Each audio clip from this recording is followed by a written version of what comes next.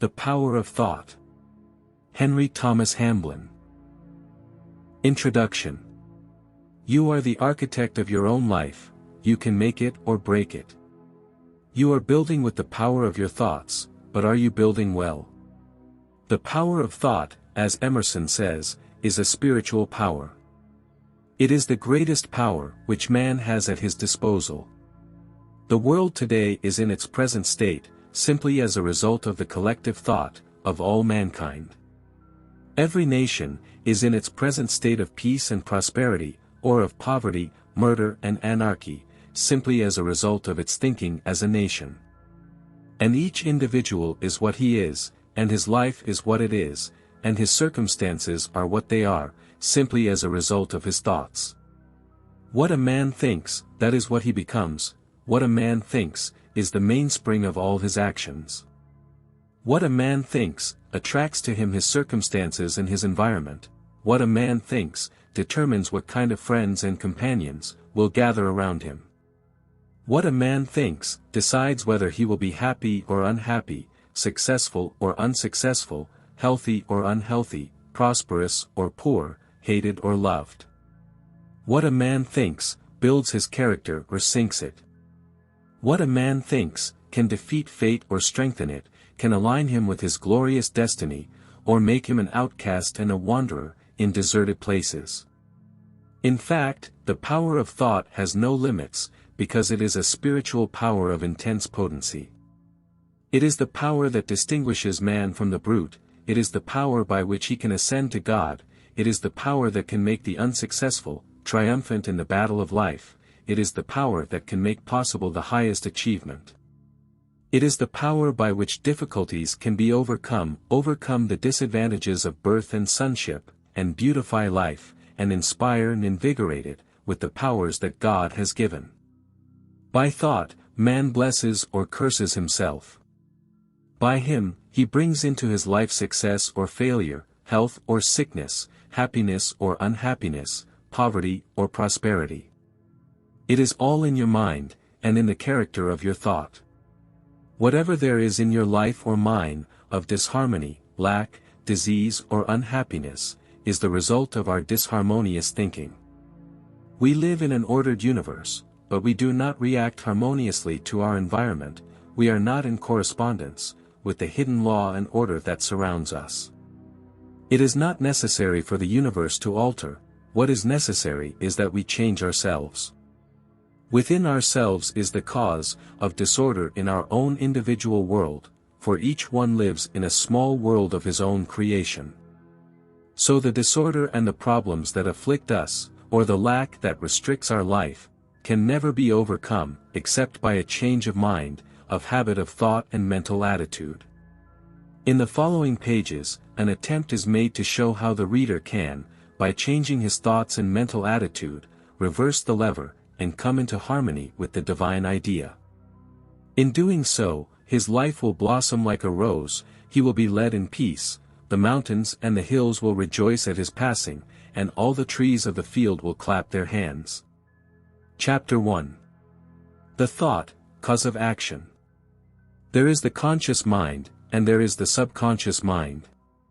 The conscious mind collects knowledge and experiences through the senses. It learns from books, conversations and experience. It reasons and draws conclusions. Finally, his thoughts pass to the subconscious mind. The subconscious is the mind of action, and is responsible for everything we do. It is the seat of memory and instinct. It is a reservoir of tremendous power, of extraordinary intelligence, it carries out all the complicated processes within the body, which make life possible. The wisest and most erudite men cannot come to understand its marvelous powers, but in spite of this, we know enough about its functioning, to be able to control it.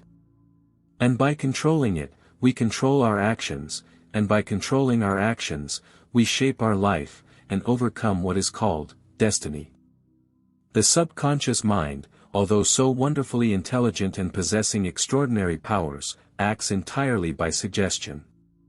That is to say, it follows blindly and faithfully the thoughts that are sent to it. Therefore, on our thoughts, depends the kind of actions that are produced. If bad thoughts are sent to the subconscious mind, the natural result will be bad and destructive action.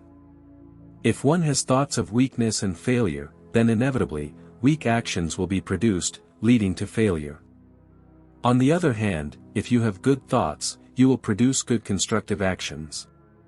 And if you have strong, success-filled thoughts, you will produce robust, positive actions, which will lead to success and achievement.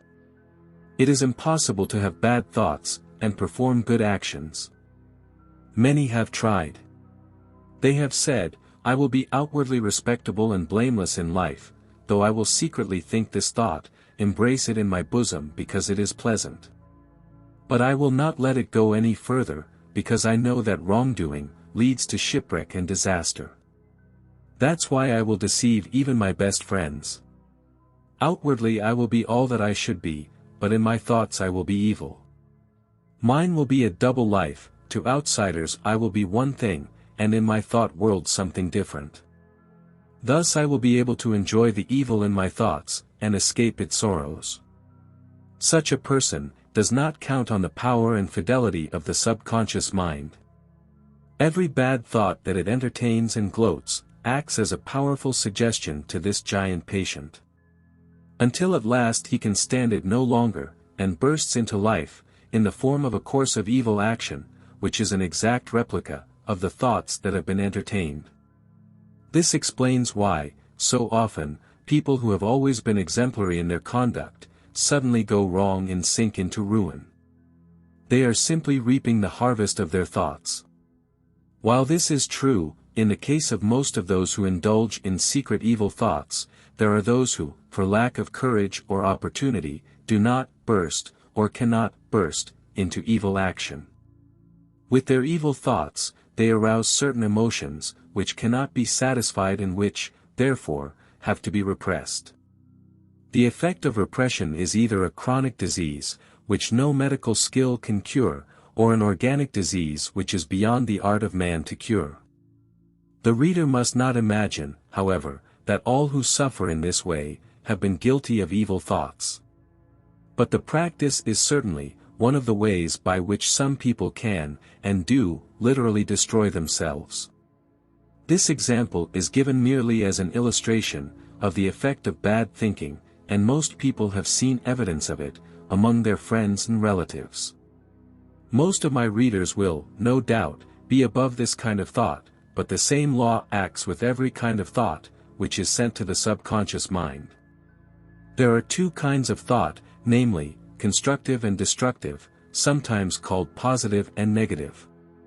It depends on the kind of thought, which we persistently dwell and pass to the subconscious mind, what our actions in life are to be.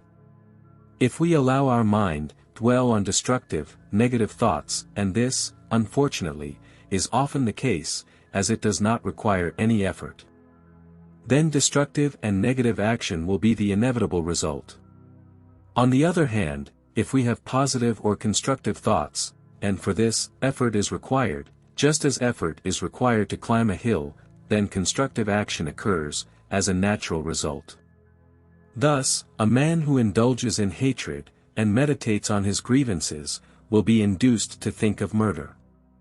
And if he wallows in thoughts of murder, there will come a time, when he may attempt life. On the other hand, if the same man keeps his mind off his grievances, and thinks of forgiveness, or better still, if he loves, or keeps in thoughts of goodwill, the one who has wronged him, then his life will be happy and peaceful, and in its highest sense, will be successful. On the other hand, a man who indulges in weak and fearful thoughts, who fears that his business will fail, who fears that his luck will desert him, who fears that competition will arise, which he will be unable to cope with, will probably fail. Because all his actions will be weak and hesitant, and will lack the strength and decisiveness necessary to achieve success.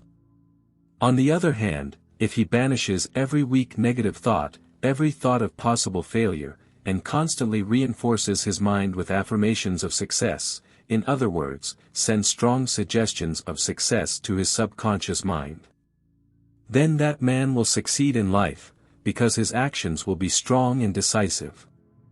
When he faces great difficulties, he will find that his subconscious mind will provide him with wonderful energy and staying power, great courage and determination. This happens simply because it has been trained by right thinking to meet those challenges. The mind, when nourished with positive and empowering thoughts, becomes an inexhaustible source of support and courage in difficult times. It would be possible to fill a book with illustrations of the operation of this law, but in a small work of this kind, these two should suffice. The law is immutable, it cannot be deceived or evaded. Whatever we think, is sooner or later converted into action, and as upon our actions our life depends, it will be seen that it is possible to govern our life, by the control of thought.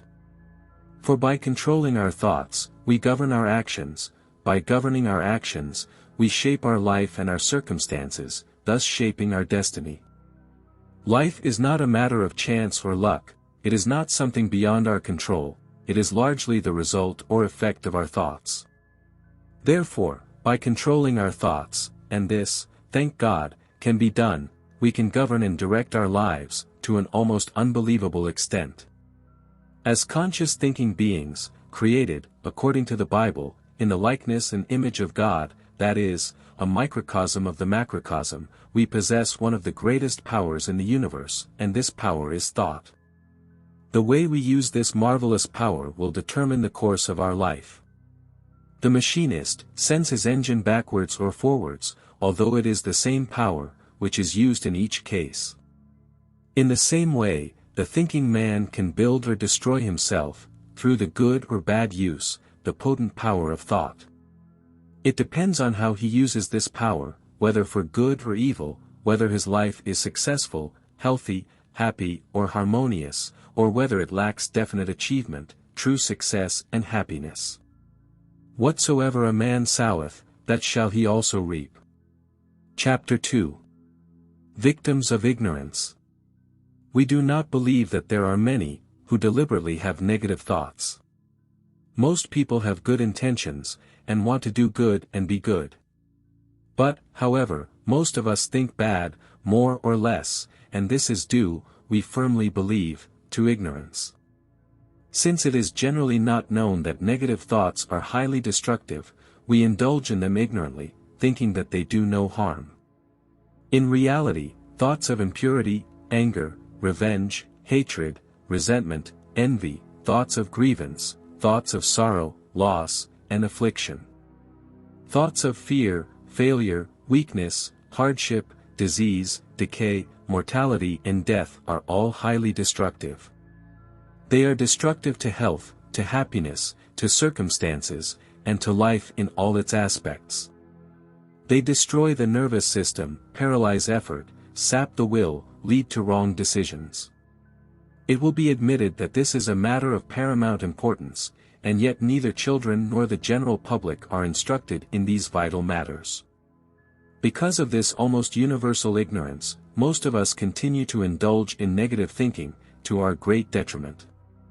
How many of us, for example, realize that it is thought that kills, and not lack of food, in most cases of death by supposed starvation? However, a person who fasts voluntarily, to cure himself of some organic disease, may do so. If fasting is done wisely, for 40 or even more days, not only without harm, but with very beneficial results. Why in a situation, a forced fast of a few days can lead to death, while a voluntary fast, for about 6 weeks, is beneficial? The answer is, of course, that it is the state of mind and the character of the thoughts that kills, and not the lack of food. Again, after a few days of starvation, a person is usually in a state of great weakness and prostration. However, whoever undergoes a voluntary fast, usually continues his work, and it is only in the later stages, that he works less than usual. A reverend gentleman recently undertook a fast of 40 or 50 days, a fact which was detailed in our diaries. The surprising thing is, that during this time, he not only continued with his usual duties, but also found the concentration and mental effort, with which to write a book on a demanding subject. This contrasts sharply with the state of a starving man, who after only a few days, is reduced to a state of collapse and exhaustion, followed quickly by death. Here we can appreciate the immense influence, exerted by mind and thought, on endurance and survival. Our mental and emotional capacity has exceptional power over our existence, and demonstrates how the right approach can lead to amazing results even in the most extreme circumstances. In the case of the starving man, he thinks he is dying, because he has no food, and consequently, he dies very soon. The fasting man thinks that by fasting he is improving his health, and his health improves accordingly, even to the point of overcoming the incurable, so-called, organic disease. Lately, there have been published in the newspapers many cases of important people who have voluntarily undergone a prolonged fast, and in doing so, have regained health. But this is not new at all.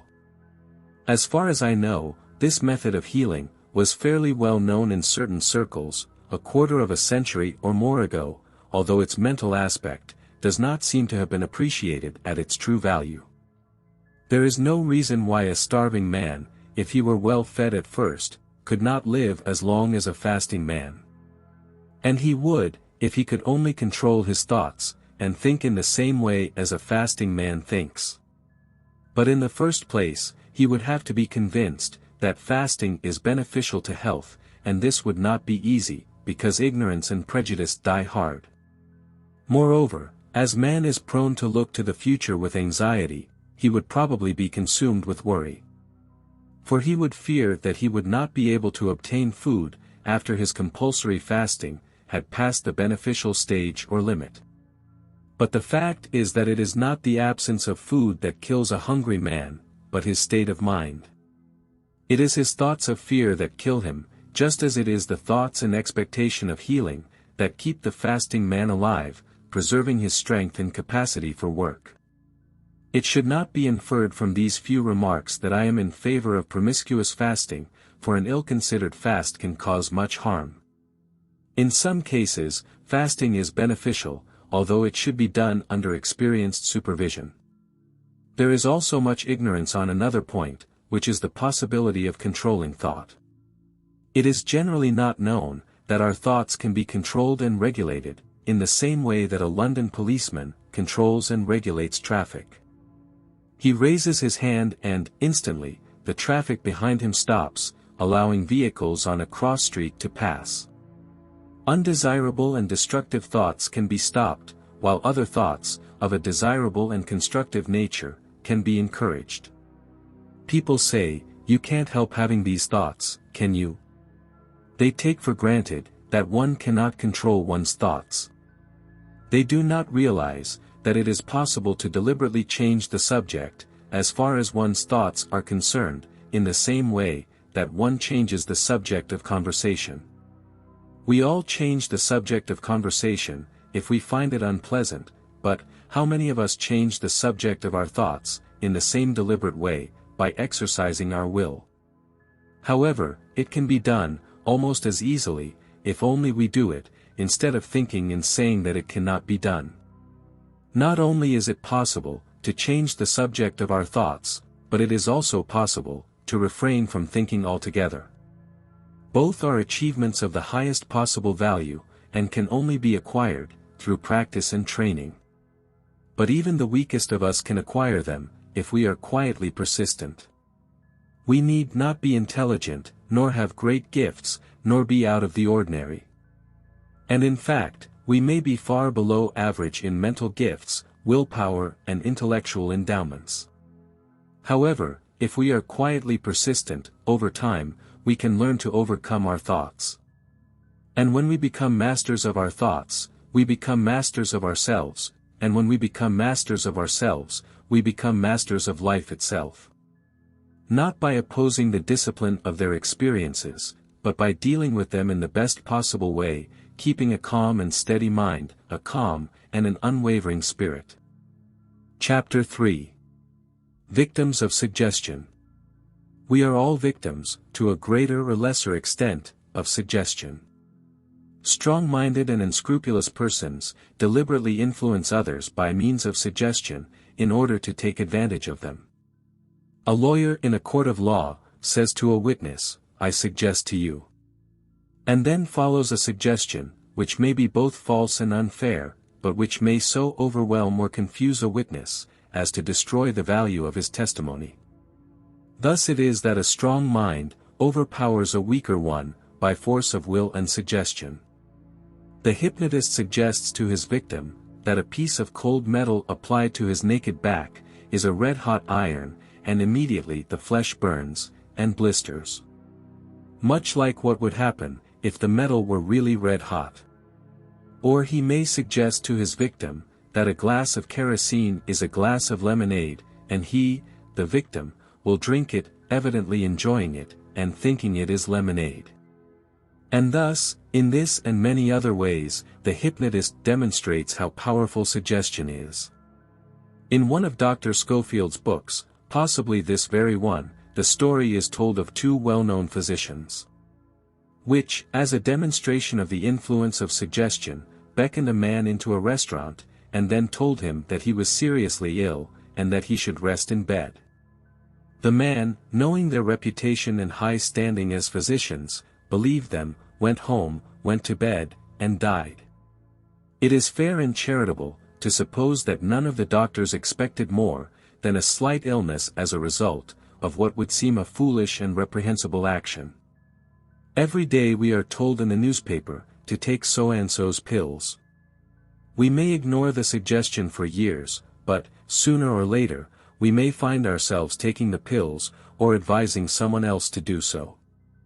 You see a man with watery eyes, sneezing and using his handkerchief. This vision suggests flu to you, with the result that, if you do not have a positive mindset, you may shortly develop an attack yourself. Suggestion affects us, in 1,001 different ways. We receive it through our eyes, ears, taste, smell, and touch. We are victims of it at all times, unless we learn to have a positive mentality, and to test ourselves against suggestion, in all its forms.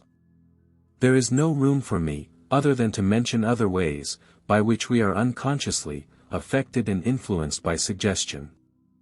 The advertising of medicines, patented in newspapers and magazines, are the most potent and powerful means of suggestion.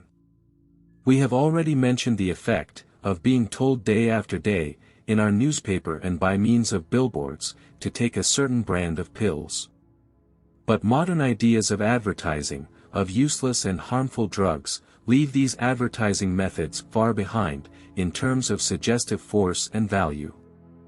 Pictures of people sneezing, and of others bent over with backache, can only have one effect, and that is to make people imagine that they are suffering from the ailment described. I remember when I was a child, I read in the newspapers of the time long advertisements, which were headed, "What is this new disease that is coming upon us?" It affected me so much, that I became convinced that I was suffering from the disease, and moreover seriously. I became so alarmed that, no doubt, I would not have taken long to become really ill, if I had not told my parents of my fears. I shall never forget the shouts of joy with which they greeted my confession. It seemed as if they would never stop laughing. But they laughed at my fears, and since then I have maintained a positive attitude, towards or against, advertisements for patent medicines. Many of my readers, you will have read the humorous account, given by the late Jerome Klapka, of his experience with a medical symptom play. He said that when he finished reading the book he realized, that he had all the diseases in the world, except maid's knee. A book written, no doubt, to make laugh and amuse, but with a pinch of truth that, if the masses would realize, would make the drug dealers close the business. There is also what is called mass suggestion. We are all prone to think the same as the crowd, and feel the same emotions as the masses. It is very easy for a positive person to influence the thoughts and emotions of a crowd of people. It is difficult for one of the crowd, not to be moved with the crowd. This is why people, who are ordinarily sensible, become crowd followers, on occasions of national rejoicing. It is also the reason why people, who are peaceful and harmless in private life, may, when in a crowd, join in acts of violence and disorder. It is simply that the excitement of the mass takes hold of them, influencing them so strongly that they get carried away. It is a fact that some people are more influenced by suggestion than others. Some are rigid and phlegmatic, and on them, suggestion seems to have less effect. Others, on the contrary, are more sensitive and very nervous. These are very influenced by suggestion, being an easy prey, until they learn to be proof against it. They may feel that they have gone wrong, and that life has been unfair to them by making them so sensitive. But they need not feel sorry for themselves. For, on the contrary, they have much to be thankful for, because people of this type are the ones who can benefit most from suggestion, when a proper and scientific use is made of it. Finally, we come to the subject of temptation. We are all tempted in one way or another. What tempts one severely may not affect another at all, but each is tempted in a peculiar way. What is temptation, if not suggestion? We need not discuss whence, or from whom suggestion comes. Surely it is enough that we know that we are victims of it, until we learn to resist it successfully. There is no suggestion more subtle than that of temptation. It is so cunning that it seems impossible to counteract it in any way. Even in our best moments, when we would like to perform noble deeds, vile ideas and motives are suggested to us. If we do not want to fall, we must exercise eternal vigilance. And it is for this that we are told in the greatest of all books, by the greatest of all teachers. Watch and pray, that ye enter not into temptation. To conclude this chapter, let me touch lightly on the teaching of those who assert that almost everything is suggestion. Their theory is that we possess only consciousness, and that everything that forms our life is the result of suggestion. Thus they say, poverty is the result of the acceptance of suggestions of poverty. Sickness, the result of the acceptance of suggestions of sickness. Problems, the result of the acceptance of suggestions of problems, and so on. To counteract these suggestions, autosuggestions of the opposite type are recommended. The person affected by poverty is advised to whisper to himself, while sleeping, suggestions of wealth, prosperity and abundance. If the subconscious, or as some say, the unconscious, accepts the suggestion, then poverty ends. The sick person does the same thing, except that he uses suggestions of health, with a similar pleasurable result, if the subconscious or inner power mind just accepts the suggestion that is whispered to him. All this may seem like pure garbage to most of our readers. Although, however, the writer is unwilling to accept such teaching in the above crude form, although, as far as he believes, there is a considerable amount of truth in it. Nevertheless, it is not advisable to play with the subconscious mind in this way. Nowadays, many suffer the effects of unwise experiments, carried out without knowledge or experience. Chapter 4. The Secret of Self-Improvement. Mold and shape life, like clay in the hands of the potter. Why is right thinking so important? It is important because it influences our actions. It is important because it forges character, and a firm mind. It is important because our well-being and the success of our whole life depend on it. It is important because through right thinking, we can overcome harmful suggestion. First of all, we have to realize that thought is the cause of our actions and decisions. This is largely because our circumstances depend on our thoughts. If, for example, we do not overcome the difficulties of life in our thoughts, we will never be able to overcome them in actual experience. By this I mean that our difficulties must be boldly faced and overcome in thought if we ever hope to really overcome them. In a way, it is good advice to tell people not to obsess over their sorrows, but to think of pleasant things. But it can lead to a habit of thought, almost as destructive as obsessing about problems. This negative application of what purports to be good advice is responsible for the failure of those who say, "I have tried to think correctly, but it makes no difference." The reason why it makes no difference is that it is not right thinking at all, but a form of wrong thinking. Those people say, I never allow myself wrong thoughts about my problems, I refuse to think about them. That's right, and this is where the whole problem lies. Instead of facing the problems of life with courage, and overcoming them with thought, one runs away from them.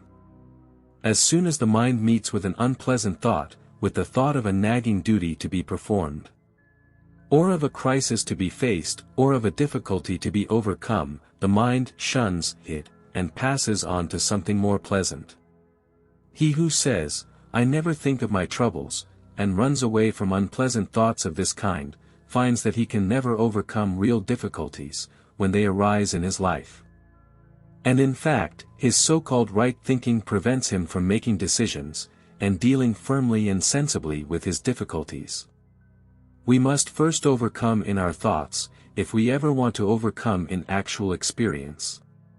The world can be divided into two classes of people: 1, those who overcome life, and 2, those who are overcome by life. Those who overcome the difficulties of life are those who do it with thought. Those who are overcome by the difficulties of life are those who do not overcome with thought. Even if the latter, they have not deliberately practiced, dodging unpleasant thoughts, in a misguided attempt to follow a line of thought, which they erroneously believe to be correct. They are still passive, that is to say, they fail to overcome, through thought, the difficulty which must eventually be overcome in actual experience. The secret of overcoming lies in the victory of thought. If we continually overcome in our thoughts, we develop a firm mind. Without a firm mind, it is impossible to win in the battle of life. On the other hand, there is no difficulty, capable of human solution, that cannot be overcome by a firm mind. In truth, if a man's mind, if it is steadily directed towards a certain object, it will not only succeed, but the most remarkable things can be accomplished, in spite of anything that may be expected. The mind becomes powerful and grows in strength, when confronted with a difficulty in thought. It advances towards the difficulty in thought, and then gives it the impetus of its whole mind and will. And so, the man advances in his totality, through the difficulty to the other side, gaining victory. This generates an inner power, which is cumulative, which, when we come to our difficulty in actual experience, helps us to go through it successfully. This is very different from worrying about things. Worry is destructive. By worrying about our problems, we not only stimulate fear, one of the most destructive emotions, but we also make grooves in the brain. And around these grooves revolve our thoughts, in an endless repetition. Through the practice of worry, the brain is built in such a way that worry becomes a habit. That is, as soon as we think of some impending problem, or something goes wrong in our life or work, or we think that something has gone wrong or will go wrong, or we fear that it may go wrong, then, immediately the cells used by worry, are stimulated into action, being already fully charged with nervous energy, waiting to explode. And the thoughts whirl and whirl, along the groove prepared for them. Goodbye to peace of mind, goodbye to sleep and, in time, goodbye to health. Some people are of a worrying nature, something they inherit from their parents. The writer is one of these people. Others, on the other hand, never worry about anything. If they were condemned to death, they would probably sit down and read a book. If the executioner were standing next to them, they would probably say, "Please wait a minute or two, until I have finished this chapter." On one occasion, an acquaintance of mine had to be informed that he was suffering from a disease, which would deprive him of one of his senses. Now, he was told, "You must try not to worry about it." He let out a quiet, carefree laugh, and then said, "I won't worry, we are not a worrying family. We take things as they come, and find they're not so terrible, after all. There are always compensations." This shows what an amazing difference there is, in the nature and temperament of people. We believe, however, that the proportion of people who worry, is much greater than those who do not. As the subject of worry is so important, we must devote a separate chapter to it. But although we should not worry about our problems or imaginary fears, we must face them with courage, in thought and will. In no case should we run away from them, for there is probably nothing more negative and destructive than this. Those who refuse to face their difficulties, and continue to avoid the issue, are usually the biggest worriers. Avoiding the issue with thought increases the problems, so there really is more to worry about. At the risk of seeming repetitive, I must again point out this truth, so vital and important, that we must overcome in thought. The teaching which asks us to forget our troubles, and think of pleasant things, or to allow ourselves to daydream, may be followed positively, but as it is usually applied, it is quite negative.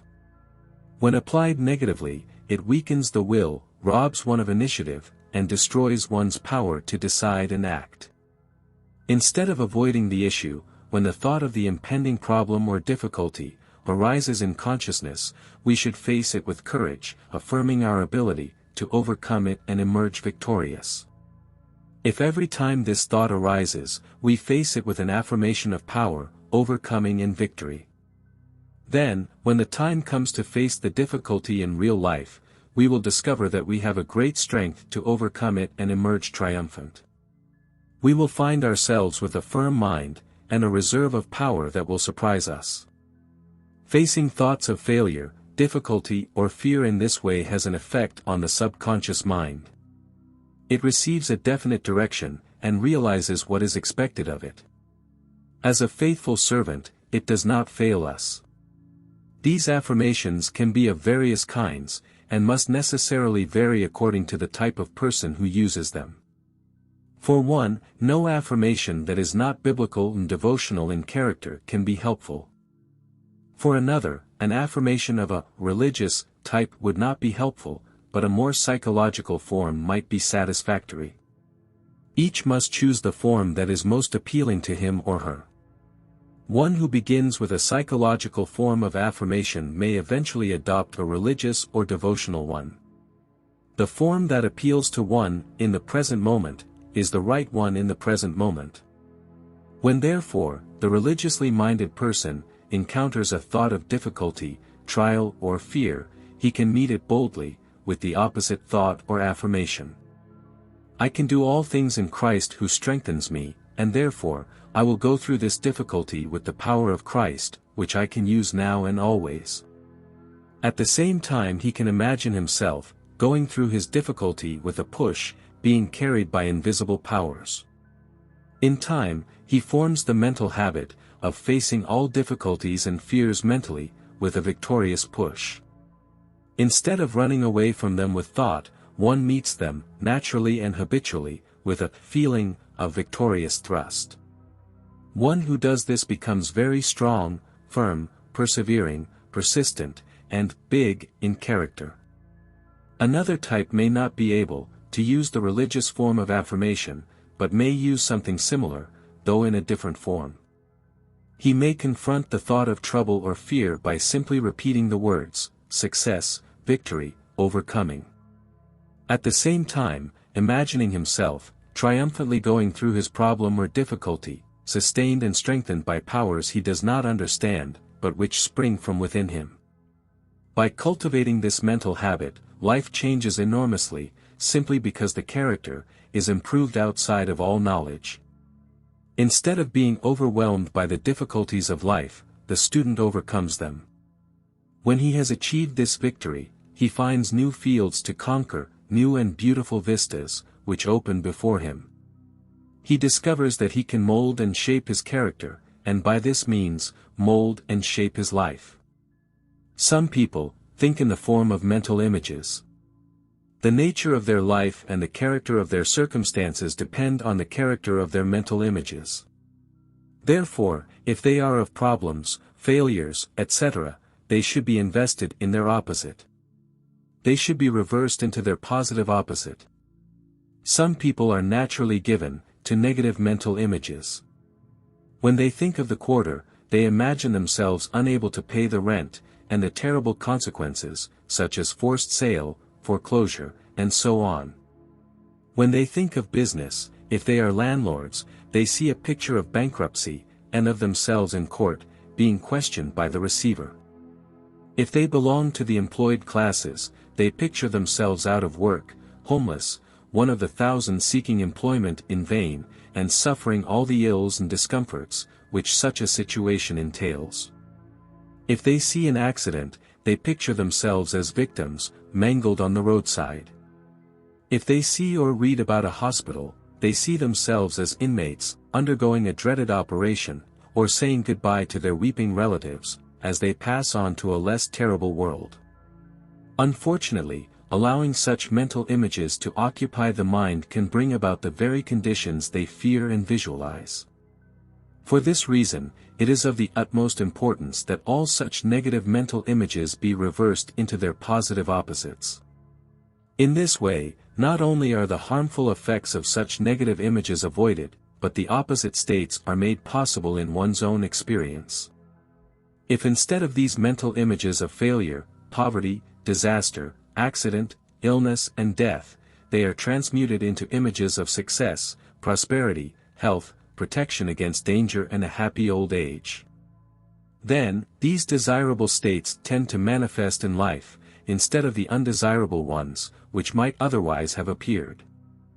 For example, if instead of seeing a mental image of despair, or of being sold, as a result of not being able to pay the rent, one persists in a mental image of rent paid, a comfortable house, without care, then, this happy state of affairs is likely to manifest itself, much more than would otherwise be the case. As the mental image is probably the most powerful form of thought, the importance of its correct cultivation cannot be underestimated. The effect of such cultivation is to produce a state of positive mentality, a very desirable condition. It also forges character, making us strong where before we were weak, and capable of accomplishing many things, which before we were incapable of undertaking. Chapter 5. Creators of our own evil. Do we live in an evil universe, and are we victims of a malicious and cruel destiny? Or do we live in an ordered universe whose underlying principle is goodness or love?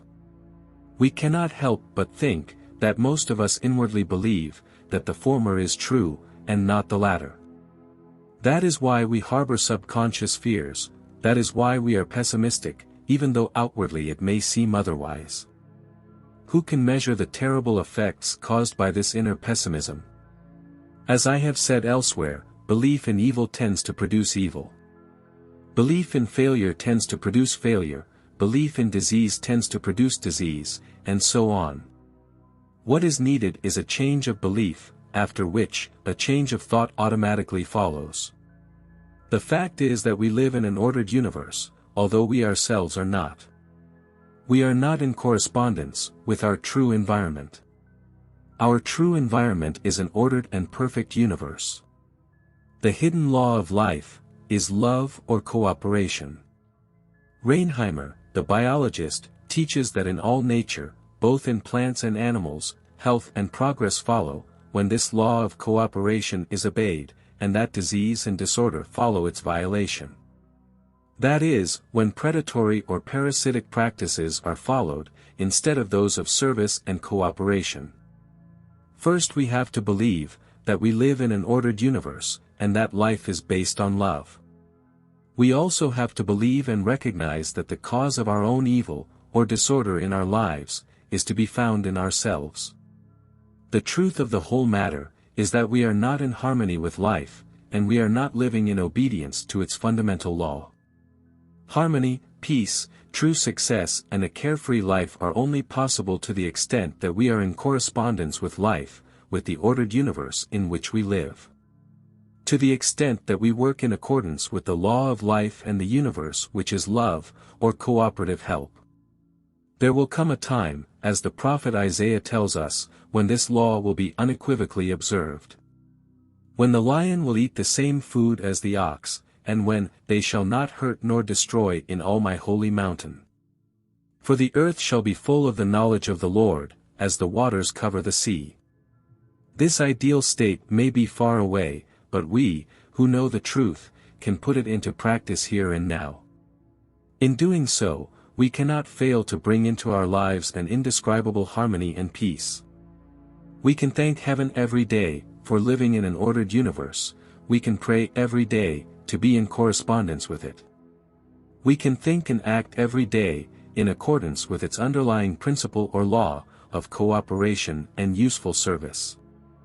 Our first thought, in every circumstance of life will be, is not what I can get out of it, but how much I can help.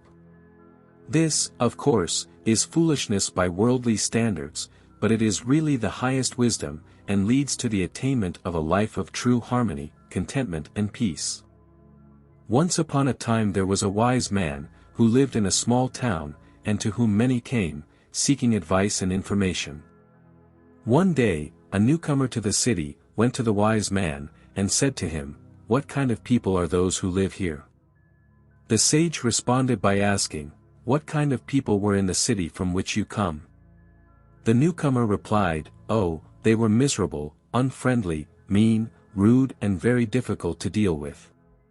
"Well," said the wise man, "here you will find them just the same." Another newcomer approached the sage, and asked him the same question, "What kind of people are those who live here?" The old man answered again by asking, "What were the people like in the village where you come from?" "Oh," answered the second newcomer, "it was a splendid village, kind, friendly and full of kindness. I was sorry to leave them behind." "Then," said the wise man, "here you will find them just the same." Rather an exaggeration, you may be thinking, but it holds a great truth.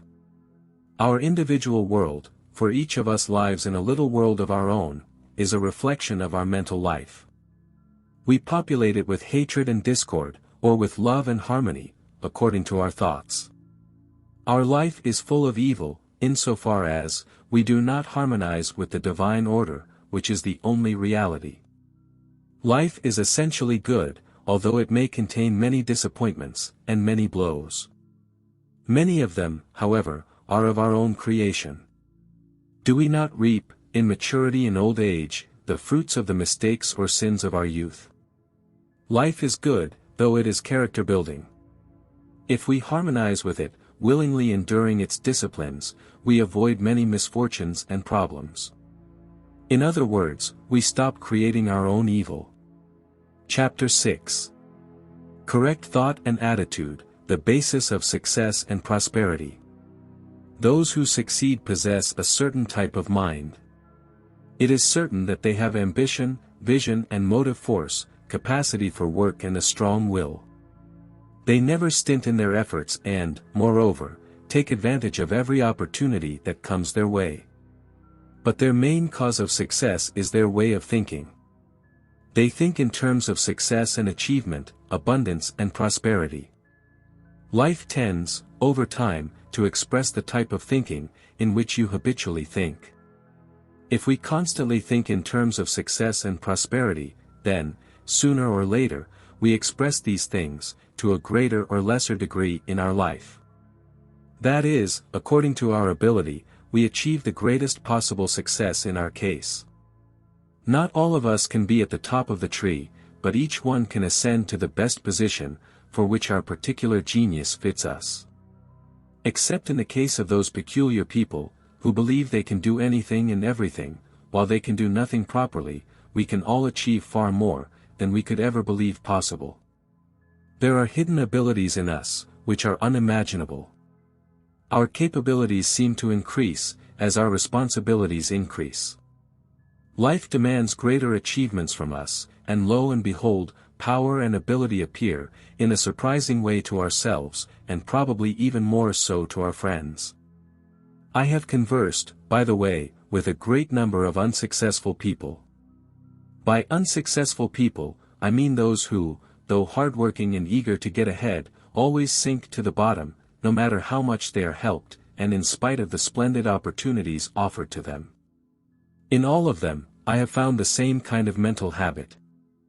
They think in terms of hardship and failure. Because of this, all their actions and decisions, unknown to themselves, are of such a kind, that they bring about conditions of hardship and failure. Men with the same capabilities do not have the same success.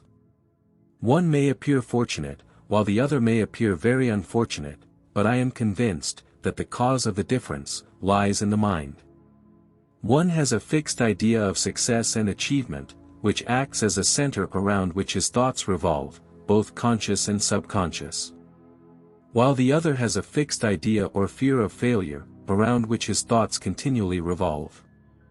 One is full of energy and inspired to achieve success, while the efforts of the other are undermined, and his energies sapped, by a hidden idea, or fear of failure and ruin. Now, while it is true that one may be born with a successful type of mind, while another may inherit a failing type of mind, it does not necessarily follow that the latter must always remain a failure. Your mind type can change. To achieve this, you do not have to resort to the services of an expensive mental specialist or practitioner, you do it yourself, by changing your thinking. By changing his thinking, he gradually transforms the fixed idea of failure into one of success. The attitude of the mind changes, and the thoughts are trained to flow in a new direction. This, in time, changes the whole man, so that he rises like a cork in the water, instead of sinking like a stone. He reaches what for him is the pinnacle of his profession, or vocation, instead of gravitating to the bottom. He discovers that there is plenty of room at the top, simply because so few use his mind constructively. He becomes one of the favored few, just because he uses his mind as a creative instrument, and not for the mere purpose of performing routine work. We must not forget that true success is based on service. Only through our cooperative help to the world, we can find happiness, and this is in itself, true success. Money and fame are useless, if they do not bring happiness and satisfaction. Service and cooperative help bring the truest and most lasting success. Combined with efficiency, they make us indispensable in our particular branch, or vocation. Sooner or later, quality of character tells its own story. Those who rise quickly, laughing at such things as service, integrity, etc., generally fall later to ruin and disgrace. Therefore, our thoughts should not be merely of success and achievement, but of service and help. We should not think so much of, what will I get out of it, as of, how useful I can be, for all solid success is based on the degree of our usefulness to the community. The more useful we are, the more indispensable we become, and therefore, the greater the reward, as a rule. Apart from all this, the fact is that thinking in terms of success and achievement, while maintaining a consciousness of abundance and prosperity, tends to attract these things to us. The mind is creative to an unimaginable degree, for most people. And our thoughts attract to us, things of the same kind, opportunities for success and more abundant circumstances, on the one hand, or failure and lack, on the other. The inner cause of success is therefore in the mind. Instead of letting it wander where it pleases, we have to train it to think constructively. While others spend their leisure time foolishly, we must, on the contrary, force the mind to think positively, in terms of achievement. We can keep an ideal in the mind, in a continuous way, around which thoughts will naturally and easily revolve. Such a constructive thought forces us to work and strive, while other people waste time in pleasure. However, it is not a difficulty, but a great joy. It awakens our enthusiasm, after which all tasks become comparatively easy. Sooner or later, just when we are ready for it, the opportunity presents itself to us, something as sure as the rising and setting of the sun. The law is infallible. When we are ready, opportunity appears. To end this chapter, let me issue a warning. Success can become our master, and we can become its slave. Therefore, it is important that we choose the highest form of success, if we can. However, as a rule, we have no choice, because our ambition, so to speak, is born in us. We have in mind the case of a poor boy, with an elementary education in the countryside, who is now an ordained missionary, seemingly an impossible feat, for someone of his position. It is impossible to say whether he chose his vocation, or whether his vocation chose him. But in either case, his life of work, sacrifice and service, even if it means fatigue, fever, poverty and mockery by the world, will bring him the truest satisfaction. He is most successful, who finds his success in service and in trying to make the world a better place for others to live in. Then it does not matter if his success becomes his master and he his slave, because such slavery becomes the greatest joy and gives the greatest satisfaction. These are the treasures which no money can buy, and which always elude those who seek them through the acquisition of wealth and fame. Chapter 7. The Effect of Thought on Health. Thought affects our health much more than is generally believed. While it is true that hereditary diseases, devitalized food and unhealthy lifestyles play a prominent role, I believe that thought is the most important factor. When I say thought, I include emotions, because they are aroused by our thoughts. And yet, it is possible to avoid arousing emotional energy, by training thoughts to think along different lines, from those suggested by primitive desires or impulses. Generally, in works of this kind, the reader is told to stop thinking about illness, discomfort, etc. and to think instead of health, vigor, wholeness, etc. This is good advice, insofar as it applies to health. This is good advice insofar as it applies, because thinking about sickness and ill health creates a morbid condition that leads to sickness. It is well to think of oneself as whole, healthy and full of life, joy and energy. Such a mental image can only do good. Therefore, the beginner can say, I have radiant health, and try to feel so, and imagine himself, mentally, as the image of perfect health and vitality. In this way, he takes the first step towards better health. This method, though good in its way, is by no means the ideal method, and therefore, better methods should be adopted as soon as possible. But there is much more to this subject than this. The causes of ill health are much deeper. In this little work, we cannot enter into a deep study of the underlying cause of all diseases and disorders, but we may mention 2 or 3, which are fundamental and of the greatest importance. First, we must understand that health is a state of normality. That is to say, it is not bad to be well, and abnormal to be bad. There are 3 emotional states that rob us of our health. And these are, 1, sensuality, 2, resentment, and 3, anxiety. They can be overcome or neutralized, by cultivating the habit of having thoughts of, 1, purity, 2, goodwill, including forgiveness, and understanding of the other's point of view, and 3, rest. 1. Despite the fact that in medical works, it is usually attributed most of the diseases, to syphilis and syphilitic diseases.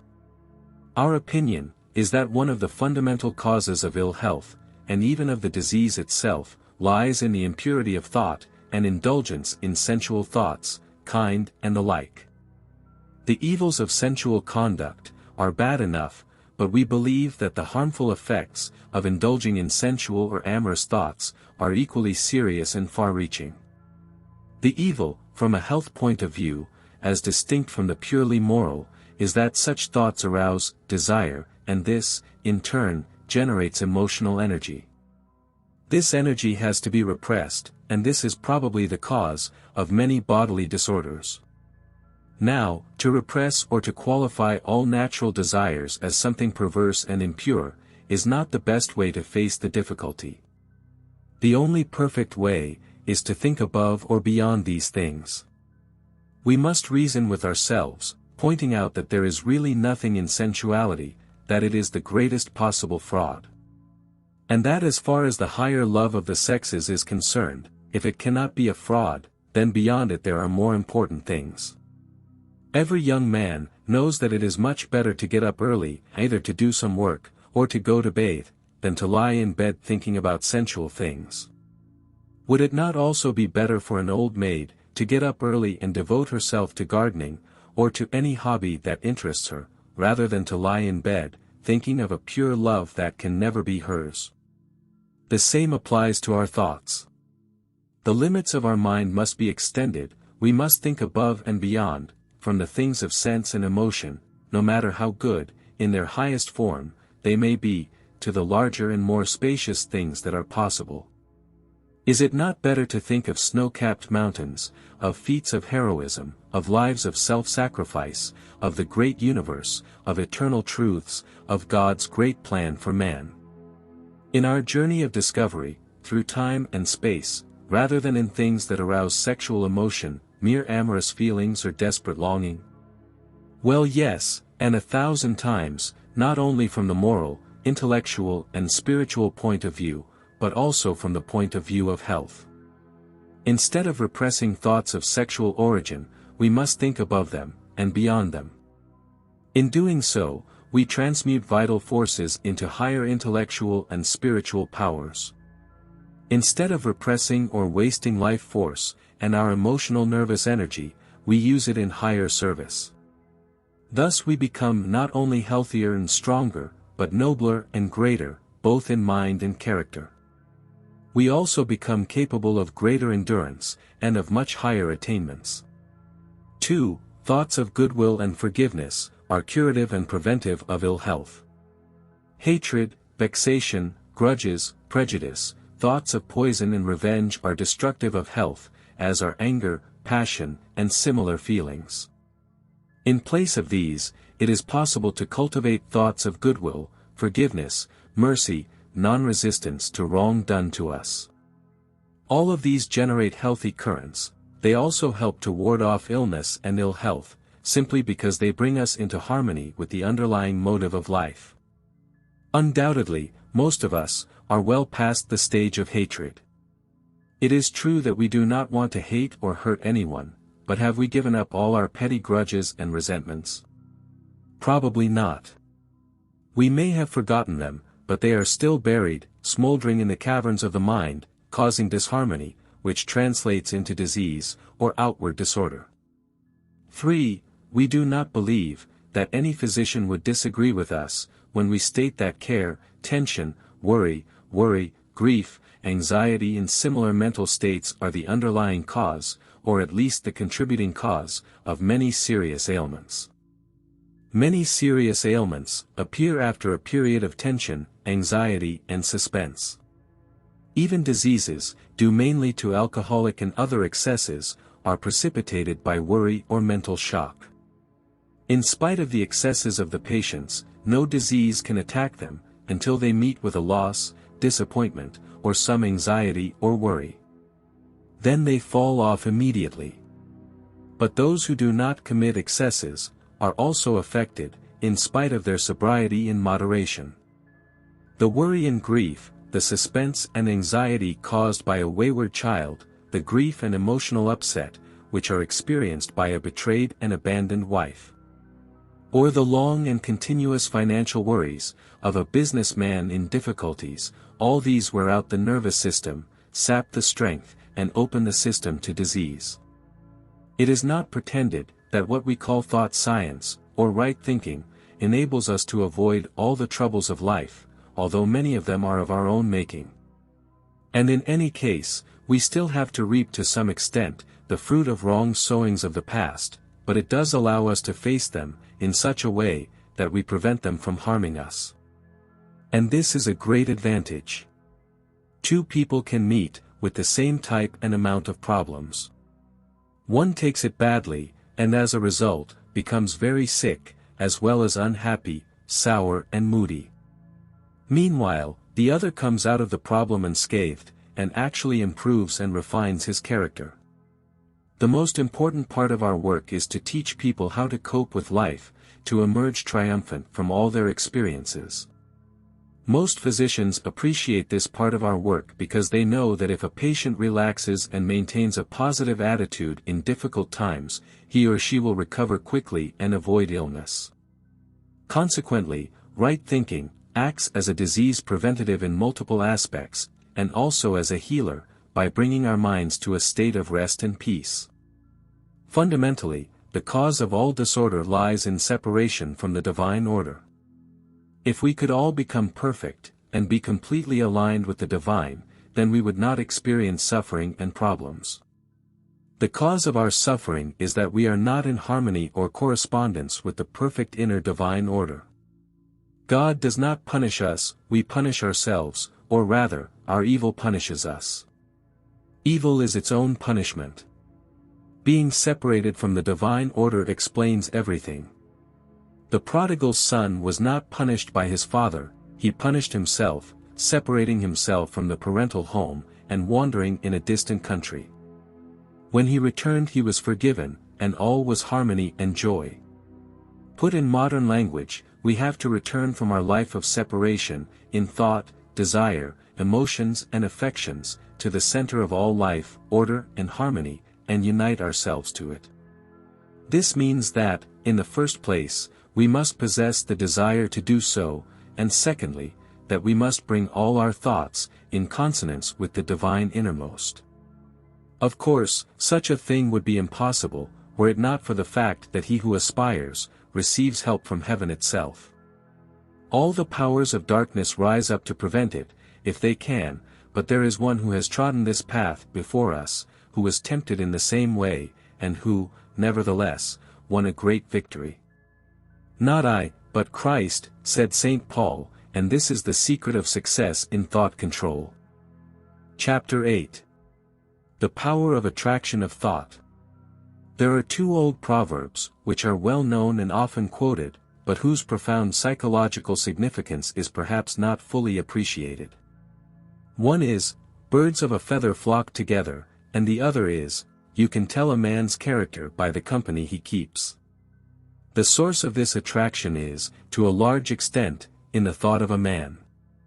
We place thoughts of a certain type, we attract people with a similar type of thinking. We are attracted by the invisible forces of attraction. It is true, that the character of our thoughts becomes, over time, written on our face.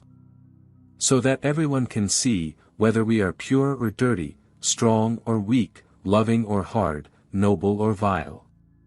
But it is largely the attractive power of thought that attracts people to us. Our thoughts, not only attract like-minded people, but also other similar thoughts, as well as opportunities and circumstances. The human mind, although it can be called creative in a sense, acts more as a receiver, than as a generator of thoughts. We have, so to speak, two doors in our mind, one which opens to a stream of heavenly thoughts, good, beautiful, ennobling, wholesome and healthy. And the other, which opens to a stream of undesirable, debilitating and destructive thoughts. It is impossible to have both doors open at the same time. When we have thoughts of purity, integrity, charity, etc. That is, thoughts of heavenly character, opens the door of heaven and all that is beautiful, allowing the entry, a torrent of similar thoughts. That is why prayer is so valuable. Prayer is the elevation of thought and attention, also of the heart and affections, towards heaven. In response, there is a return flow or influx of divine life, thought and ideas.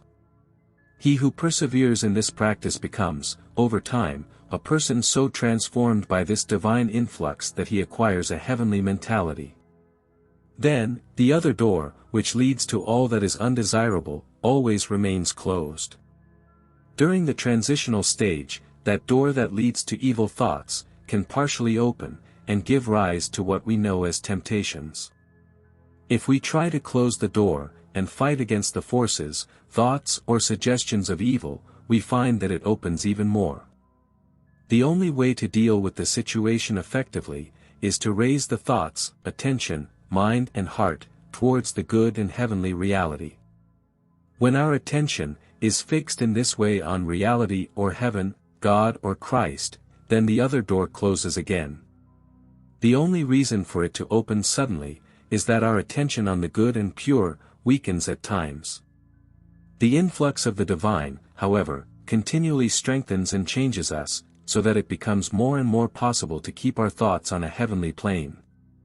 And this, in turn, keeps the other door more effectively closed.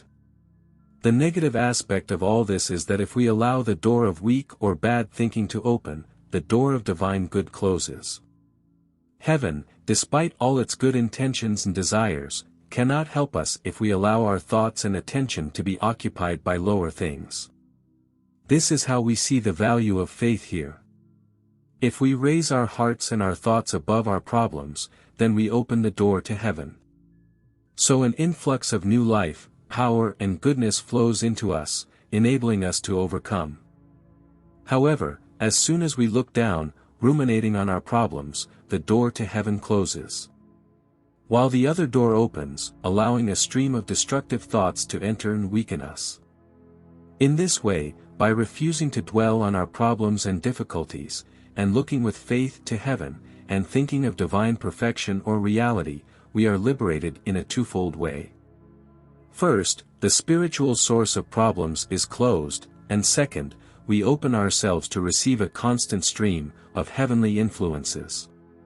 Not only do we attract to us one of the two streams of thought and influence just described, but we also create for ourselves an atmosphere either attractive or repelling. This atmosphere, aura or personal magnetism, attracts people and opportunities, or drives them away. If two men, one with an attractive atmosphere and one with a repellent atmosphere, were each placed in a small business, and given equal opportunities, the former would do much more business than the latter, simply because he would attract customers, charm them, receive their recommendations, and retain their patronage. He would make a living, where the man with a repellent environment would starve. The same would be true in any profession. A doctor, a lawyer, a clergyman, would attract a large following, if he possessed an attractive atmosphere. But he would have only a small following if he had a repellent atmosphere. To create or develop an attractive atmosphere, we must feel goodwill towards those we meet. We must be eager to serve and help, and we must have the right thoughts. Flattery is not required, and in fact, should be avoided at all times.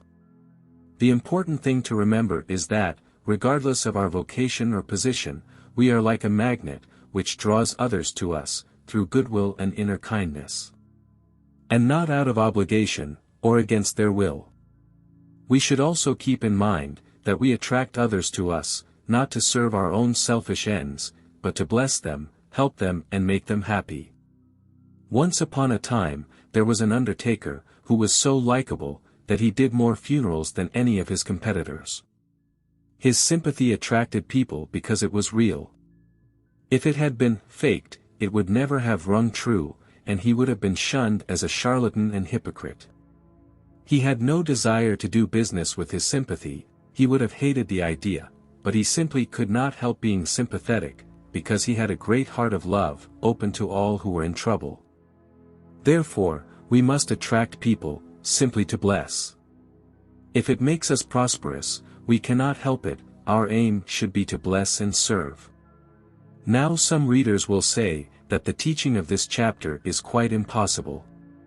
They will say, and rightly, that soon after, a man begins to think rightly, and to aspire to better things, he is subjected to an invasion of, apparently, all the powers of evil. And that it seems as if the floodgates of hell were unleashed upon him, thus making further progress impossible. This is true, but there is another part of the story, and that is that he who aspires, receives help from above. Whenever we look up, lifting our thoughts to a higher plane, life and health, strength and blessing, flow to us. No matter how much we are tempted, we receive greater strength from our elder brother, than the power of evil that assails us. This great one has been before us, overcoming and conquering, and he it is who can help us and does help us, in our efforts to rise to higher and better things. For greater is he that is in you, than he that is in the world. Chapter 9. Thought Control and Spiritual Attainment. In this little book I have dwelt too much, perhaps, on material attainment.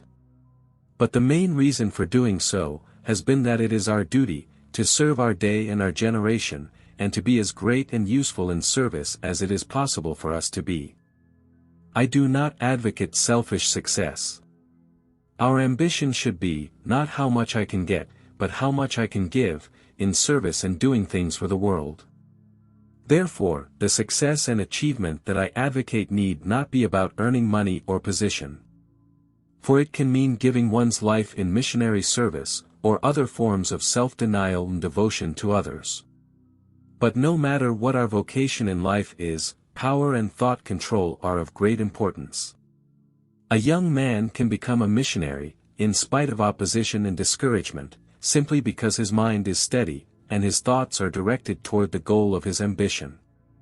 Seemingly insurmountable difficulties are overcome simply because his thoughts are directed and concentrated on a particular object. If your mind were left to flounder, and your thoughts wander, you would never achieve your ambition. It should be noted, that if we pursue success wholeheartedly, it eventually becomes our master. At first, success, it seems to us a very shy bird and difficult to catch. It drives us more and more, demanding constant self-denial and sacrifice.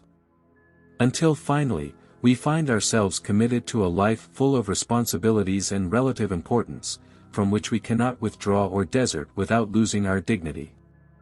Then we discover that success, instead of being our servant, has become our master, while we have become its slave. It is important then, that we limit our material ambitions. However, there is no reason why we should limit our spiritual ambitions.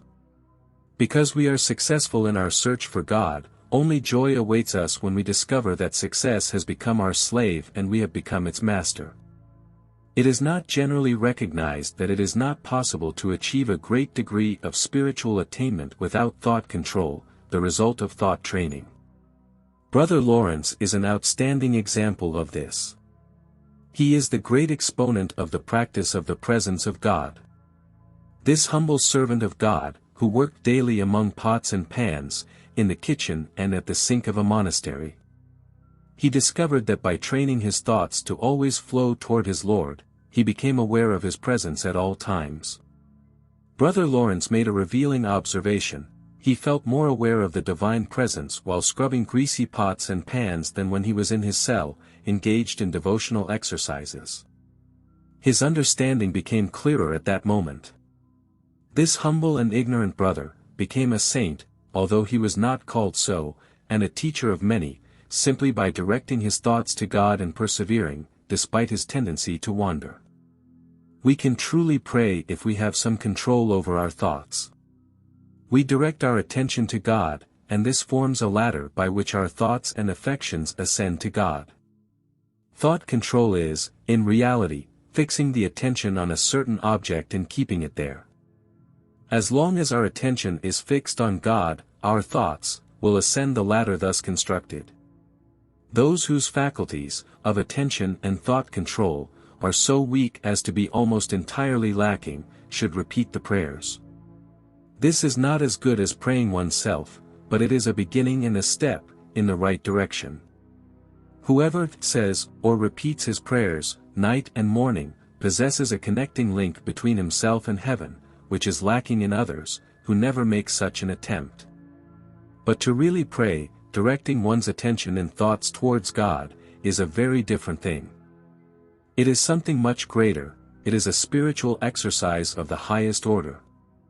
However, it is not an easy thing to do, because until our thoughts are disciplined, they wander.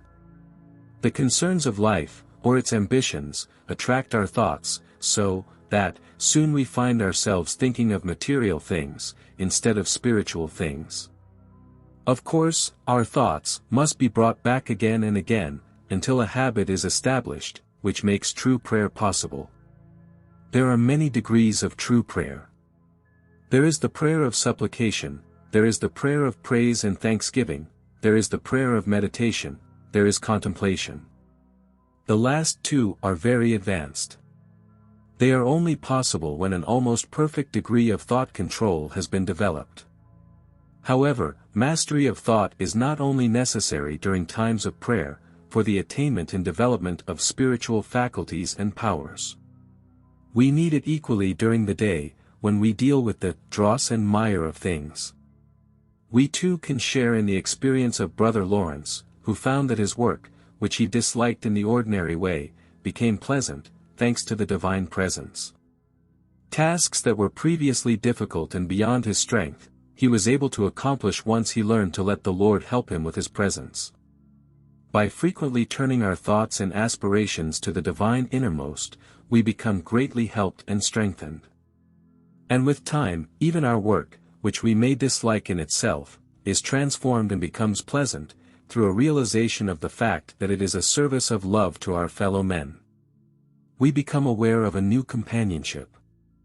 We are not alone, because there is someone with us, who helps us to make life nobler, to become more faithful workers and servants, to do things for a higher motive. The result of all this, is that a new and finer character is built, and this is eternal, because character can never die. And furthermore, we become entirely new creatures. We may not be religious or self-righteous, as is generally understood. But we may become nobler, truer, finer, types of men and women, for whom the world will have reason to be grateful. The inner or spiritual life is a very real thing. Two people may awaken spiritually and, through it, desire to live a nobler and higher life. One may succeed, while the other, after a hard struggle, may return to his old life. The reason is that the former keeps alive the flame of his inner life, while the latter lets it go out. The first perseveres with true prayer, and directing his thoughts to God, continually lifting them up, to higher and better things. While the second neglects his prayer, does not persevere in controlling his thoughts, so that his spiritual life withers away, and becomes dead for lack of nourishment. Then, temptation comes like a flood, and the battle is too much, for the one who is not fortified by prayer. He gives up and returns to the same hopeless life, simply because it does not seem possible to do otherwise. The fault is not that the temptation is too strong, but that man isolates himself from the one source of infinite power, by his neglect of prayer, and his lack of perseverance in the control of thoughts. The importance of training the thoughts, to turn away from unworthy things, to things that are noble, true, beautiful, and really worthwhile, is very great. Is it any wonder that he writes books, and publishes a magazine on the subject?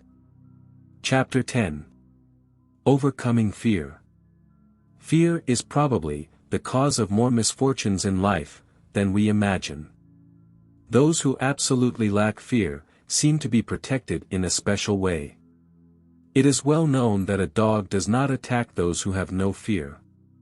My limited experience in sports tells me that if one has no fear, the more reckless he is, the more likely it is that he will come out unscathed. I believe that the lions in the den into which Daniel was thrown could not hurt him, simply because he had no fear.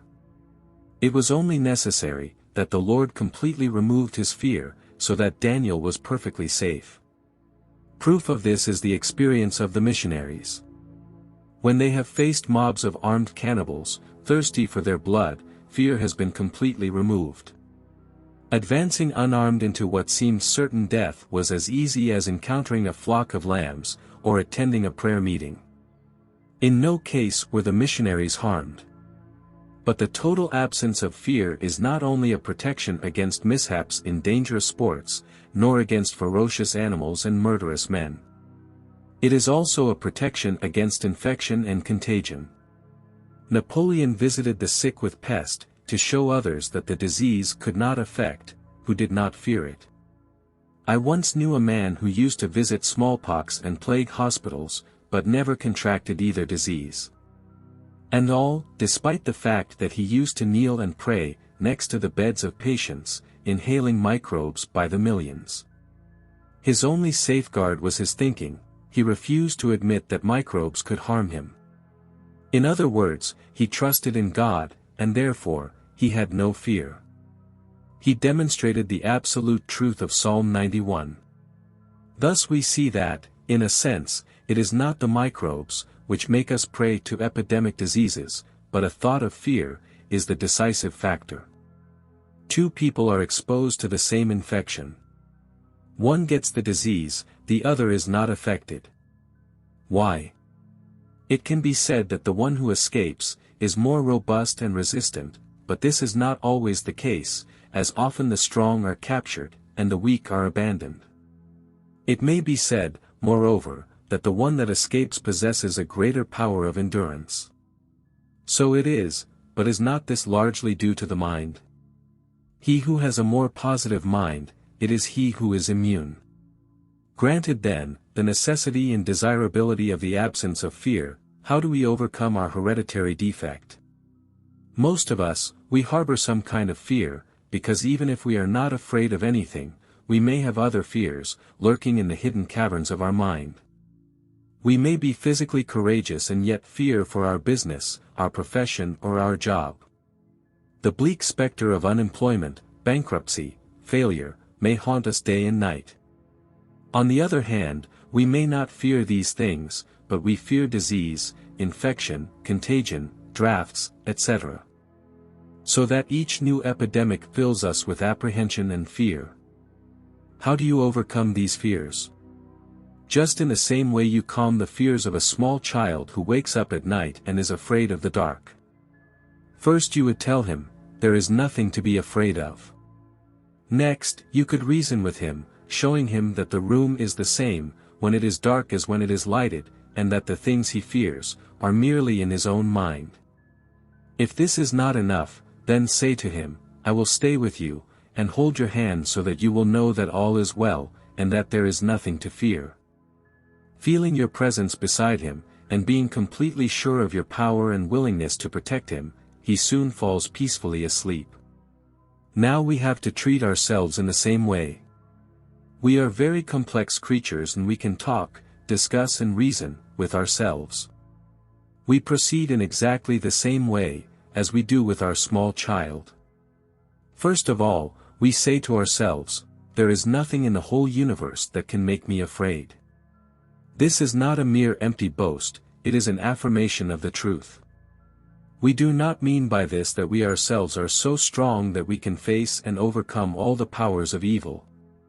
What it means is that we, having sided with the angels have sided with us, in response, so to speak. It means that we have aligned ourselves, with the inner harmony of the universe, the divine order which nothing can destroy, and over which the forces of disorder, have no power whatsoever. It means that behind us, there is all the power of the hidden divine forces, which push us towards the glorious consummation, designed and planned for us, in the depths of the divine mind, and the heart of infinite love.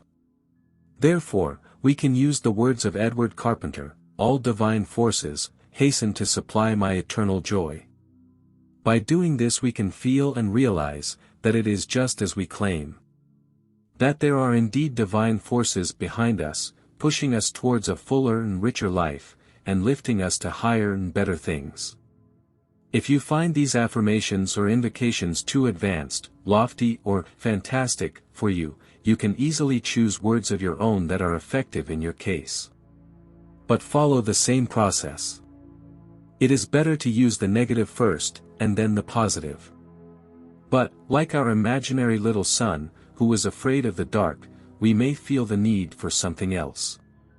He wanted us to stay with him, and hold his hand, so that he could feel and realize, that we were with him to protect and guard him. In the same way, we can invoke and realize, the presence of the omnipotent and eternal. There is one, who has overcome the world and defeated all the powers of evil, who has glorified his humanity, and has opened the way for us by his own self-sacrifice. He said to us, I will not leave you, just as he said, Behold, I am with you always, even to the end. Chapter 11. Not demand, but obedience. The beginner might naturally think that, having discovered the immense power of thought, all he has to do is to make use of it, according to his sweet will. But there is probably no greater mistake than this. It is because thought is so powerful, and its effects so far-reaching, that it is important that we train our thoughts to correspond to the inner laws of the universe. Each of us is part of a complete whole. God is our Father or center, and every man our brother. We are each other's servants. Until we realize this, we will not be in harmony with life and the universe, not only in our actions, but also in our thoughts. Because we have an erroneous idea of life, then all our thoughts will naturally be erroneous as well. It has been said that we can only conquer nature by obeying her laws. It is equally true that we can conquer life only by obeying the laws of life. If our thoughts are not in harmony with the purpose of life, we become plaque stains on the cosmic body. Only when we become brothers of humanity, living in tune with the laws of life and the grand scheme of the universe, can we experience harmony in ourselves. Only then can our life achieve true fulfillment in the highest sense of the word. It is possible to demand from life, and get what one demands. This leads to success, obtained, of course, at the cost of hard work and sacrifice. We all have to pay for our achievements. Those who are not willing to pay, cannot achieve anything. It is precisely because achievements demand so much of us, in terms of character, patience, perseverance, constancy, sacrifice, that makes them valuable, as character builders. Maintaining success and remaining undisturbed by it, demands greater qualities of character, than its attainment. But all those achievements, can bring neither happiness nor harmony, if they are demanded from life selfishly, without thought of others, without thought of God. There can be neither happiness, peace, nor harmony, if one demands to life selfishly. It is true that there is a moment in our life, when it seems that everything is in our hands, and that we are masters of our destiny, captains of our soul. This can incite us to achieve and conquer, and to encounter experiences, which are a necessary preparation for greater things. All this is good, as far as it is good, and can be a very necessary phase in our life. But sooner or later we realize that, although in a sense we are masters of destiny, in the sense that we can choose, between good and evil. However, all the time, there is a divinity that shapes our end, however rough it may be. There is an inner harmony, to which we must correspond. We belong to a complete whole, in which we occupy a place and of which we are a part. We can only enter into correspondence, with the harmony of that whole, becoming less selfish and more universal. In other words, we must love God, and love our neighbor. Instead of imposing our will on life, instead of becoming a center around which everything else must revolve. Instead of demanding and forcing, if we want to find true happiness and true satisfaction, we must love and serve God and man, life and the world, and thus enter into the harmony of the whole. The inner law of life is love, but it is better that we see it as cooperation. To the extent that we think, act and feel, in correspondence with this law, we find true happiness, peace, contentment, and things that are more precious than rubies. Things that no wealth can buy. We see then, why we must train ourselves, to have thoughts of goodwill, instead of those of hatred and resentment. Of cooperation, instead of selfish acquisition, of service, instead of personal gain. Only in this way can we become brothers of humanity. Only by becoming brothers of humanity, can we enter into correspondence, or a state of oneness, with the inner harmony that is divine. We live in an ordered universe, because behind the disorder of the surface of life, there is an inner divine order. This divine order would find its outward expression, if every man were in harmony with it. But the I stands in the way. Love, goodwill and cooperation are the key by which each individual can access this inner harmony and order. By finding our own entrance to this harmony, we make it easier for our brothers and sisters to find their way as well. Psychology is taught today, especially in American books, which is hurtful and malicious. It teaches the misuse of the power of the mind, by means of suggestion. The mind and will are used to compel others to act as the operator desires. For example, a salesman wants to get an order from a buyer of a certain house. While he is considering the matter, the seller uses strong mental suggestion to get the buyer to sign the order. Unless the buyer is familiar with this sort of thing, he may be forced to act against his better judgment. This practice of mental coercion is actually criminal, although it is not currently a legal offense.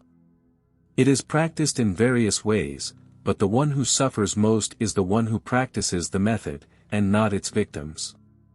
Nemesis awaits all those who abuse their mental powers in this way. We can never work against the laws of life, without suffering for it very severely. The mental malpractice which I have described, is completely opposed to the internal law of cooperation already mentioned, and therefore, brings with it disorder and suffering. Chapter 12. The First Steps. Who hath despised the day of small things? Zechariah 4:10. We cannot become adepts of right thinking and thought control all at once. We all have to grow from small beginnings, gradually increasing in strength and status. In other words, we all have to start in a seemingly small and humble way. When I say, seemingly, I mean it on purpose. Because although it may seem insignificant, the act of deliberately thinking thoughts opposite to what our feelings and lower nature impel us to think, is actually a grandiose undertaking. And if we succeed, it is an enormous achievement. It may seem a small thing, to freely think thoughts of goodwill, about someone who has wronged or displeased us, but in reality, it is a tremendous thing and of eternal importance. If we merely yield to the impulses of our earthly nature, we remain on a par with the beasts, allying ourselves with mortality, death and decay. But if we deliberately, we have thoughts of goodwill, we enter the path of liberation and freedom, which has no end, and reaches to the stars. It may seem a small thing to deliberately think pure and noble thoughts, rather than sensual thoughts. However, it is in reality a great achievement, because thoughts of the latter kind, form the very root of man's unhappiness, weakness and unhappiness. Similarly, it may seem insignificant, to have thoughts of strength and overcoming, in the face of apparent defeats and failures. However, it is not so trivial after all, since it depends largely on it, the success of our life. It may seem a small thing, to deliberately think about God and eternal things, instead of thinking about mortality and temporal things. However, doing so is important, because only then can we enter into eternal life, making us one with that which knows no decay. It may seem a small thing, to deliberately think of unity, and oneness with the source of all light and life, rather than as separate and solitary. But this too is important, for so we enter into the realization of truth. It may seem a small thing to deliberately think of health, wholeness and joy of life, instead of dwelling on sickness, disease and death. But the results of such thinking are far-reaching, for our health depends largely upon it, and without health, we can accomplish very little. But while it is true, that we are engaged in a great adventure, we must begin in a small way, satisfying ourselves at first, with small achievements. That is, satisfied in one sense, but not in another. We have to be satisfied, if at the beginning, we can win seemingly small victories, simply because it is impossible to win bigger victories. But in our heart we long for greater things, and we intend to achieve them, when we are strong enough. The better part of us, which is eternal and heavenly, and which is nourished by right thinking, in harmony with the laws and practices of heaven itself, is at first but a weak baby, so to speak. The lower part of us that is natural, i.e., belonging to the lower nature, and the opposite of heavenly, is strong and well grown. So how does the weak baby of the goodness and celestial nature overcome the strong tyrant of the lower one? He cannot do it by himself. It would fail, were it not for the fact that we can draw upon inexhaustible sources of life and power. Whenever we raise our thoughts, above the things of time and sense, into the eternal realms of the good, the beautiful and the true, we open ourselves to receive an influx of divine life and power. Whenever we think thoughts, which are heavenly and strong in character, instead of those which are diabolical or weak, we ally ourselves with heaven. And then all the divine forces hasten to supply and help us. Though the new and heavenly nature is weak, while the old is strong, the former will prevail in the long run, if we are steadfast and persevering, in raising our thoughts, to higher and better things. We must think the best thoughts possible, in spite of the pretensions, of the old established habit of thinking. Finally, the new nature swallows up, so to speak, the old nature, but it is a long and protracted struggle. What we call right thinking, is not simply having positive thoughts, instead of negative ones. It is this and much more. Right thinking has different meanings for each person. For the beginner, it consists of having positive thoughts instead of negative ones, along with a call to heaven for help. Negative thinking, and its corresponding positive opposite, are the negative and positive poles of the same thing. We can live at one extreme or the other, depending on our thoughts. Here follows a train of negative thought, in a column, along with a positive opposite that counteracts it, which I hope, will serve as a key, for future right thinking and overcoming. Negative thought or suggestion. Life is bad and cruel. What is the terrible thing or evil that can affect me at any time? Failure, bankruptcy, job loss, illness, accidents. Positive thought or affirmation. Life is good, and always strives to bring me the greatest good. No evil can come near me, nothing can harm or destroy me. The divine blessing rests upon all my affairs, the blessing that enriches, and adds no sorrow. God's life fills me with health, strength and joy of life. If you were to sit and meditate on the negative train of thought, especially if you were in the midst of a first-class worry, the result would be that your fears would increase. And at best, you would become depressed. If, on the other hand, you meditate on and affirm the phrases listed in the right-hand column, you will find that you become stronger, ready again for the battle of life. Not only that, but if you allow the negative chain of thoughts to attract your attention and sink into your mind, then you allow yourself to accept the adverse suggestion, which in turn, can bring the feared things into actual manifestation. If on the other hand, you attach yourself to and affirm the positive thoughts, shown in the second column, then the evil suggestion is expelled, and the positive, life-giving truth is put in its place. He who can do this becomes strong and firm, while the things he affirms become, in time, manifest in his life and experience.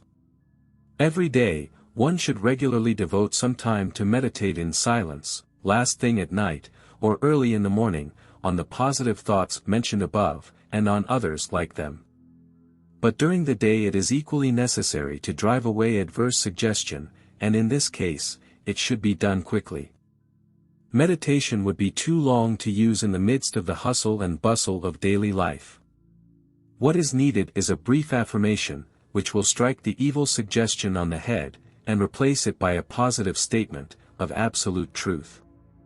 Therefore, we can deal with the various suggestions of evil, as follows. Suggestions of evil: sickness, disease, discomfort, poverty, penury, failure, hatred, resentment. Affirmations of truth. God is my health. God is my abundant and eternal supply. God is my success, or God is in me, as my power to achieve what I set out to achieve. God is love in me, He changes me, and finds His expression through me. It is no exaggeration to say, that whoever puts these teachings into practice, will transform his life, changing himself for the better. If our life is difficult, and our environment depressing or unpleasant, this is not what needs to be changed. The worst thing a man can do is to pray for his life to be easier and more comfortable. Whoever says, "If my circumstances were different, I could get ahead," perpetuates his misery, and binds more closely to him, the chains of his slavery. We should never ask for tasks equal to our strengths, but strengths equal to our tasks. It is we who must change, not our circumstances. We have to overcome our circumstances and limitations, growing beyond them. When we change, our circumstances and our environment change accordingly. We can only build our character to the extent that we overcome our thinking.